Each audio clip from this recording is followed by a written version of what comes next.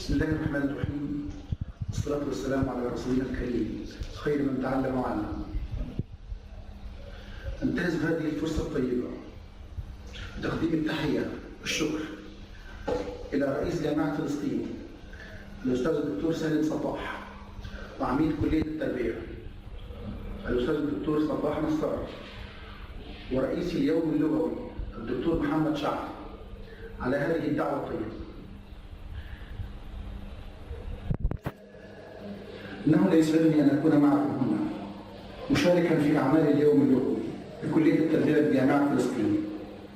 سوف أقدم فيما يلي عرض للتوجهات الحالية في تعليم اللغة. Current orientations in language pedagogy. In the name of Allah, most compassionate, most merciful. Prayers and peace be upon our noble Prophet Muhammad, the best ever who learned and taught. I seize the opportunity of this great occasion to extend my greetings and thanks to the President of Palestine University, Professor Salim Sabah, and the Dean of the Faculty of Education, Professor Sabah Nassar, and the Chairman of the Linguistics Day, Dr. Muhammad Sha'af, for this kind invitation. The pleasure is all mine to be with you, participating in the proceedings of the Linguistics Day of the Faculty of Education, Palestine University. In the following, I'm going to review the current orientations in language pedagogy. In a world of linguistic diversity and fast-paced changes brought about by globalization and technological development, teaching English professionals need to understand current socio-economic factors and their influence on English language teaching.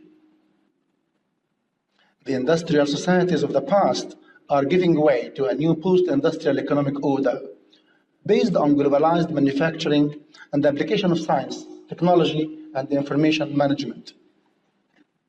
Consequently, this has increased disparity between those who control technological and media resources and those who lack technological access and know-how.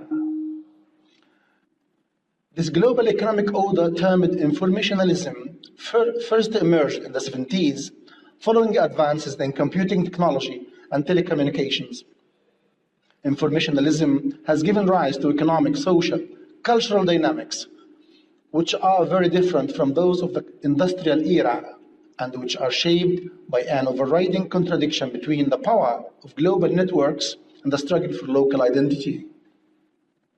Simply put, people's lives are increasingly affected by international networks operating via financial markets, transnational corporations, and the internet, which impinge on traditional seats of authority and meaning, such as family, patriarchy, and nation. Advancing progressively, informationalism has had an important aspect on the field of teaching English. One of its consequences is the dominance of the communicative approach within the field of English language teaching, at least in theory, if not in practice. The increased global contact brought about in the new networked society through international tourism, business, scientific exchange, and media places a premium on the ability to communicate in lingua franca. The emphasis on the communicative approach on functional interaction rather than on the achievement of native-like perfection corresponds to the demands of the new society, in which English is shared among many groups of non-native speakers rather than dominated by the British or Americans. Implications for English language educators. Language and culture. First, English teachers will need to reconceptualize the link between language and culture. Why is it that our students learn in their English classes to talk about the British Parliament, but not about our local government institutions? Why do they learn to talk about British media and cultural artifacts? As Ben Orr noted, the goal of teaching English is to produce fully competent English-knowing bilinguals rather than imitation of native speakers. The purpose is not to aspire to become native speakers of English, but to focus on English as a means of communication. Secondly, English is not viewed as an end in itself, but as a means to learn content such as science and mathematics. In the 21st century, a growing basis is laid for learners around the world to view English as their own language of additional communication rather than as a foreign language controlled by the other. Teachers would do well to exploit this situation by creating opportunities for communication based on the values, cultural norms, and the needs of learners rather than on the syllabi and texts developed in UK or USA. Employment. The second major way that informationalism will affect ELT in the 21st century relates to trends in employment.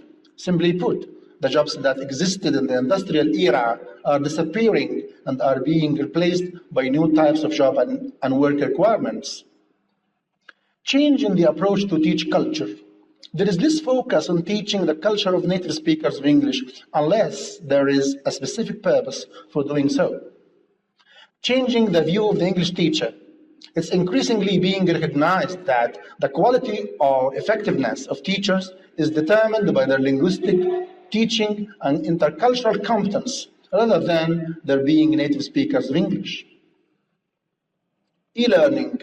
With the proliferation of tablets and smartphones, it's believed that textbooks will disappear in a few years. Furthermore, the access to knowledge in terms of flexibility and mobility has changed drastically. Strategic teaching and learning. ELT classes focus on fostering the students' thinking as well as language content, outcomes, and learning activities. The gamification of learning is emerging as a way to make language learning more engaging and relevant to the younger generation. Teachers as lifelong learners. To keep competitive and employable in a knowledge-based society, teachers engage in a continuous professional development from the beginning to the end of their careers.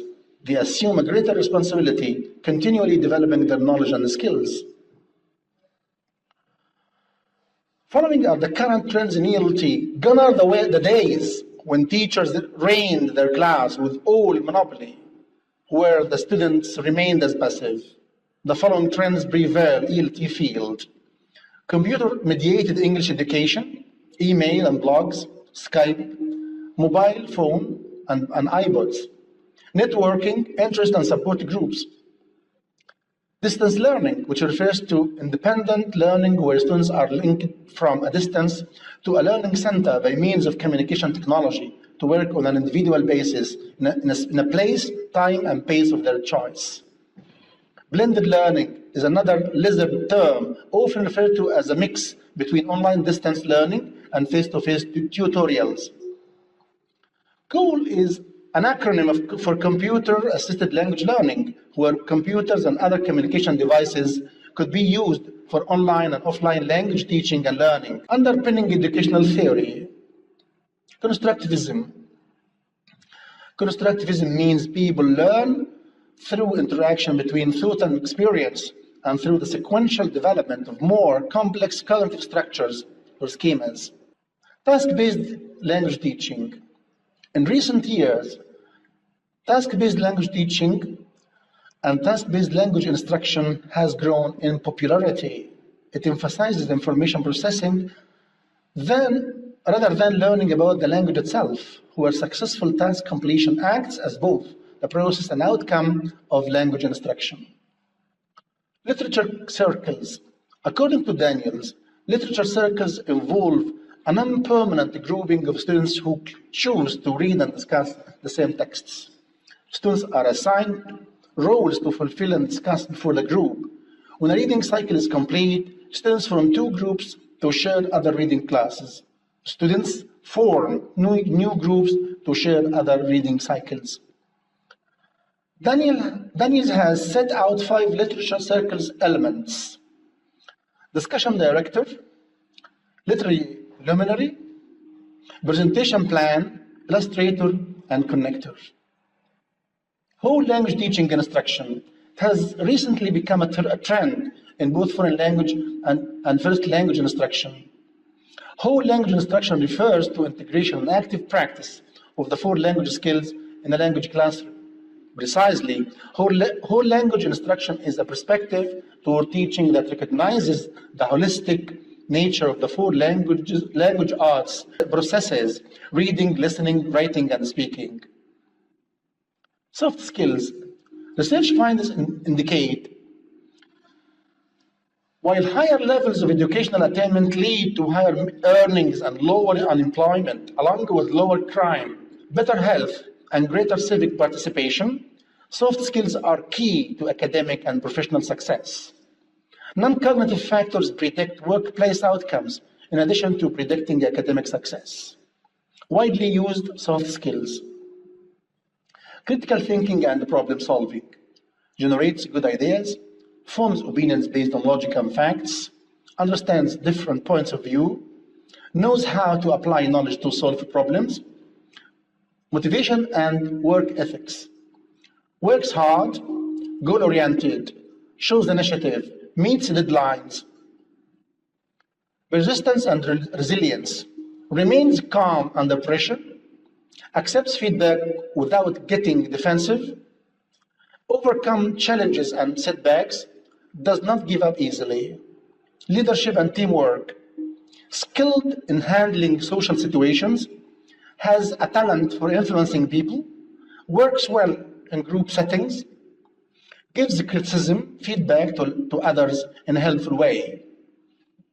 Communication skills, writes essays well, expresses ideas clearly in short written text, emails, notes, memos, expresses ideas clearly in oral presentations, effective at getting point across in conversations and discussions.